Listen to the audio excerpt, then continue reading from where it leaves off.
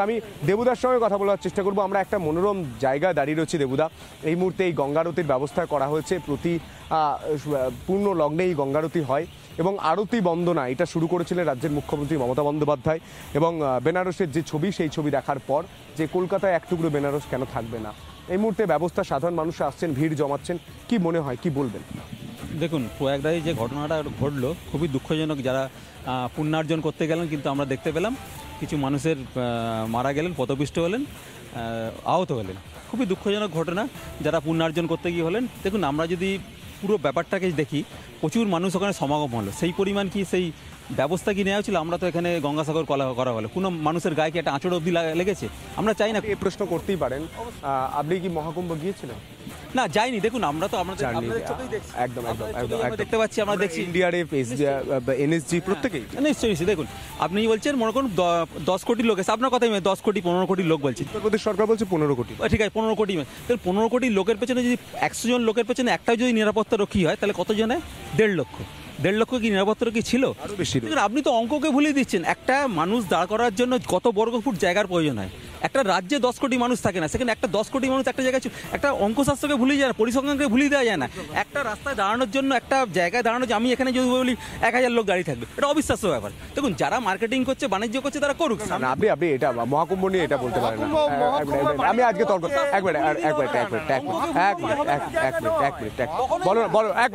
এক মিনিট মহাকুম্ভ নিয়ে আমরা দেখলাম কংগ্রেস মল্লিকার্জুন খাড়গে তিনিও বললেন যে এই স্নান করলে কি সব পাপ ধুয়ে যায়, মানে সনাতনকে ছোট করা হচ্ছে কি কোথাও? আমরা এটাও দেখলাম যে বিভিন্ন জায়গায় নানান রকম আঁকাবাঁকা কথা বলা হচ্ছে, যে আগুন একদিন আমরা অগ্নিসংযোগ হয়েছিল, আমরা দেখতে পেলাম যে আগুন লেগে গিয়েছিল একটা জায়গায়। সেটা নিয়ে এখানকার এই রাজ্যের একজন আইনজীবী, সিপিএমের সাংসদ বিকাশ রঞ্জন ভট্টাচার্য, তিনিও বললেন অগ্নিদেবতা কোথায় গেল মহাকুম্ভে আগুন নেভানোর জন্য। তো এই আঁকামাকা টেরা কথা কেন বলা হচ্ছে? বিষয়টা হচ্ছে যে এটা হচ্ছে রাজনৈতিক ফসল তোলার চেষ্টা হচ্ছে, এখানে আর কিছুই নয়। কোনো একটা জায়গায় কুম্ভে মানুষ মনে করে স্নান করার জন্য, যেখানে আমাদের এই গঙ্গাসাগরের মতো বিরাট, মানে গঙ্গাসাগরে মকর সংক্রান্তি স্নান হয়, সেখানে মোটামুটি 3 কোটি 4 কোটি লোক স্নান করে। কিন্তু এই জায়গাটা যেটা টেম্পোরারি, তুমি গিয়ে দেখেছো যে একটা টেম্পোরারি টাউনশিপ তৈরি করা হয়েছে 12 কিলোমিটার এদিকে 12 কিলোমিটার ওদিকে, মানে দুপাড়ে। সেখানে যদি হঠাৎ করে মানে 4 কোটি 5 কোটি লোকের জায়গায় যদি 15 কোটি লোক যায়, এবার কি আছে? তাও কি রেল বন্ধ করে দেওয়া আছে, সমস্ত কিছু বন্ধ করে দেওয়া হয়েছে ঢোকার। আমি যেটুকু দেখলাম রিপোর্টে, যে দুর্ঘটনা এমনি লোক গিয়েছে বলে দুর্ঘটনা হয়ে গিয়েছে তা নয়। কয়েকজন লোক, তারা যে গার্ডরেল দেওয়া ছিল, যে ব্যারিকেড তৈরি করা হয়েছিল, সেই ব্যারিকেড ভেঙে যেতে চান, এবং যখনই ব্যারিকেড ভেঙে নিয়ম ভেঙে যেতে চান, তখনই ঘটে দুর্ঘটনা। অর্থাৎ নিয়ম না মানলে যে এই ঘটনা ঘটে, সেটা আরও একবার প্রমাণ করে দিল। আমরা এই মহাকুম্ভে গিয়ে, আমি সন্তু ব্যক্তিগতভাবে কথা বলেছিলাম সেখানকার ডিএম, এসপি এবং ডিজিপির সঙ্গে। তারা যেটুকু বলেছিলেন যে নিয়ম মানতে হবে, ব্যারিকেড মানতে হবে, সিসিটিভিতে নজরদারি চলছে, এনএসজি পর্যন্ত নামিয়ে দেওয়া হয়েছিল, সেই ছবিও আমরা দেখেছি। এবং সেই জায়গায় দাঁড়িয়ে এই যে ঘটনা ঘটেছে, অত্যন্ত তৎপরতার সঙ্গে ব্যবস্থা যে নেওয়া হয়েছে, সেই ছবি আমরা দেখতে পেলাম। এবং সঙ্গে সঙ্গে সকালের এই ঘটনা যখন মধ্যরাতে এই ঘটনা ঘটছে, ভোরবেলার সঙ্গে সঙ্গে সকাল যখন হচ্ছে, সকালের মধ্যে কিন্তু আবারও পুণ্যস্নান শুরু হয়েছিল। আমরা একটি বক্তব্য শোনানোর চেষ্টা করব, যেখানে সাধু সন্তরা স্নান করতে আসছেন, আখড়ার মহারাজরা স্নান করতে আসছেন, সেখানেও কিন্তু তারা বলছেন যে ব্যবস্থা নেওয়া হয়েছে এবং খুব সুন্দর ব্যবস্থা নেওয়া হচ্ছে। সেই বক্তব্য আমরা শোনানোর চেষ্টা করব। এবং ছবিগুলো দেখুন, এটা মহাকুম্ভের ছবি। 144 বছর পর মহাকুম্ভ, এবং সেই মহাকুম্ভে মণি অমাবস্যার যে মাহাত্ম্য, মাঘের প্রথম অমাবস্যা মণি অমাবস্যা। এই মুহূর্তে যারা রয়েছেন তাদের সঙ্গে আমি সাধারণ মানুষের সঙ্গে কথা বলার চেষ্টা করবো। দিদি নমস্কার। এই গঙ্গা পাড়ে বসে রয়েছেন, ইচ্ছা করছে মহাকুম্ভ একবার ঘুরে আসতে? 100 বার। হ্যাঁ, যাবেন? যাবো তো নিশ্চয়ই। কবে যাবেন? দেখি আবার কবে ভাগ্যে হয়।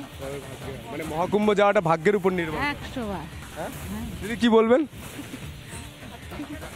যেতে ইচ্ছা করছে মহাকুম্ভ? 100 বার যেতে ইচ্ছে করছে, কিন্তু যেতে পারবো কি করে, কপালে না থাকলে হবে না। এই যে ঠাকুরের এটাই সনাতন, এটাই মানুষের ভালোবাসা। আমি কারো তরুণ প্রজন্মের সঙ্গে কথা বলি, দাদা কি মনে হচ্ছে? গঙ্গা পাড়ে বসে রয়েছেন, ইচ্ছা করছে গঙ্গা ধরে ধরে মহাকুম্ভ চলে যায়? 100% অবশ্যই যাবেন? অবশ্যই যেতে ইচ্ছা করছে। Yes. এটাই সনাতন, এটাই মানুষের আবেগ। আমরা এই ছবিটা দেখতে পাচ্ছি। আমরা সরাসরি এই মুহূর্তে প্রয়াগরাজ থেকে প্রদীপ বাবু রয়েছেন, বাঙালি পুণ্যার্থী, প্রয়াগরাজে গিয়েছেন। প্রদীপ বাবু, আমি প্রথমেই জানতে চাইবো আপনারা কেমন রয়েছেন, এই মুহূর্তে কি ছবি উঠে আসছে? আর পুণ্যস্নান তো শুরু হয়ে গিয়েছে, পুণ্যস্নান আপনি করেছেন?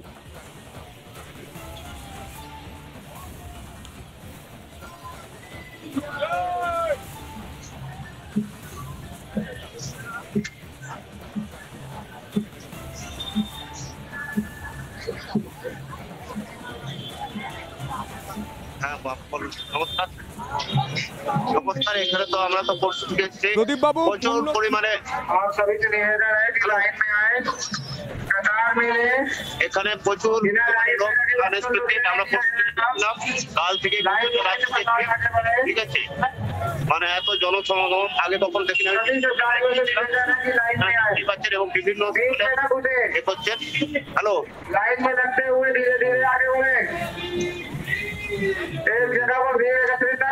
প্রচুর মানুষ শোনা যাচ্ছে, আপনি বলুন। কাল থেকে আপনি বলুন প্রদীপ বাবু। জনসমুদ্র আমি কখনোই আগে দেখিনি। আমি বিভিন্ন মেলায় গিয়েছিলাম, কিন্তু এতটা পরিমাণে যে ভিড় হবে সেটা আমারও ধারণা ছিল না।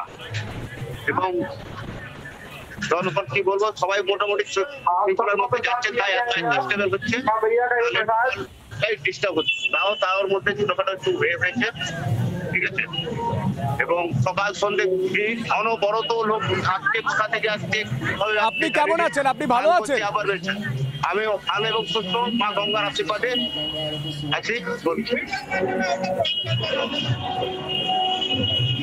হ্যাঁ, আমি ভালো আছি, মা গঙ্গার আশীর্বাদে আমাকে সুস্থ রেখেছে এবং মেলাকে ভালোভাবে আমি ঘুরেছি। একদম প্রত্যেকেই বলছেন হর হর গঙ্গে, হর হর গঙ্গে।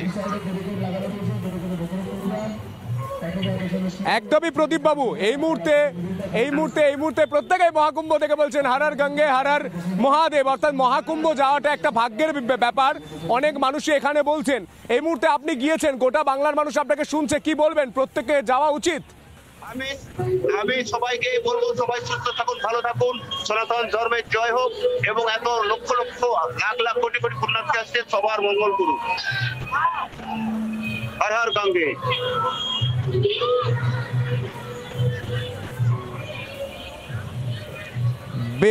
বেশ অসংখ্য ধন্যবাদ। হর হর গঙ্গে। নানা ধরনের কন্টেন্ট দেখার জন্য লাইক করুন, শেয়ার করুন আমাদের ফেসবুক পেজ, সাবস্ক্রাইব করুন আমাদের ইউটিউব চ্যানেল। পাশাপাশি অন্যান্য ব্রেকিং নিউজের জন্য অবশ্যই চোখ রাখুন রিপাবলিক বাংলায়।